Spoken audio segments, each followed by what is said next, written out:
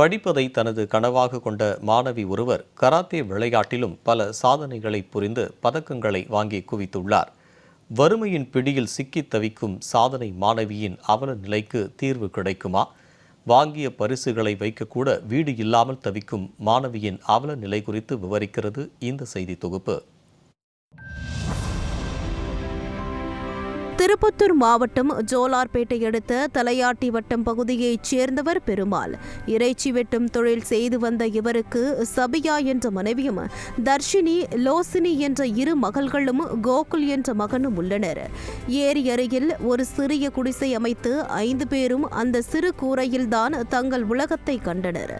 ஆனால் விதியின் விளையாட்டால் மதுப்பழக்கத்திற்கு அடிமையான பெருமாள் கடந்த 6 மாதங்களுக்கு முன்பு கீழே விழுந்து தலையில் பலத்த காயம் அடைந்து மருத்துவமனைக்கு செல்லும் வழியிலேயே பரிதாபமாக உயிரிழந்தார்.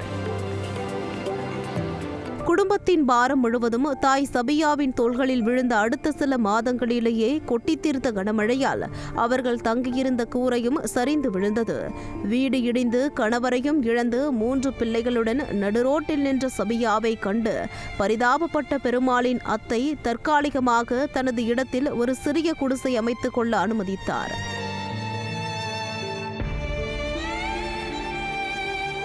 கடுமையான ஏழ்மையிலும் கண்ணீரிலும் தனது கனவை விட்டுக் கொடுக்காமல் போராடி வருகிறாள் மூத்த மகள் தர்ஷினி.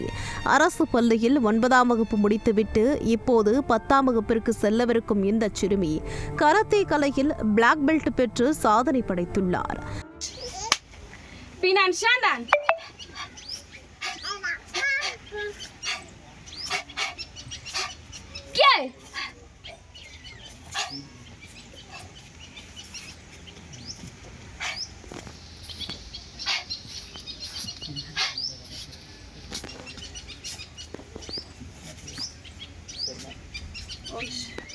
மாநில மாவட்ட அளவிலான போட்டிகளில் கலந்து கொண்டு தர்ஷினி வென்ற பதக்கங்களும் சான்றிதழ்களும் ஏராளம்.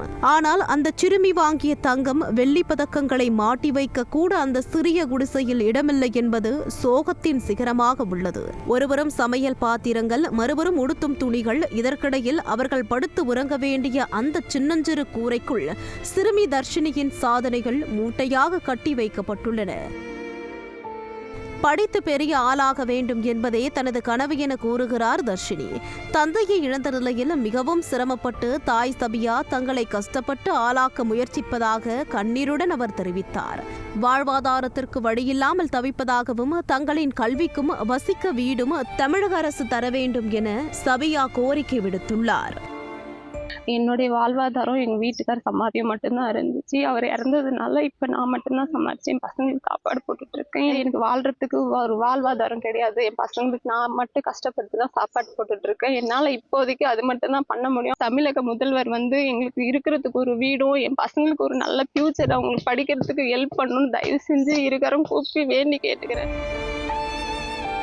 வறுமை சூழ்ந்திருந்தாலும் கராத்தேவில் பிளாக் பெல்ட் வென்று சாதிக்க துடிக்கும் அரசு பள்ளி மாணவியின் கண்ணீரை துடைக்க தமிழக அரசு உடனடியாக உதவ வேண்டும் என்பதே பொதுமக்களின் எதிர்பார்ப்பாக உள்ளது.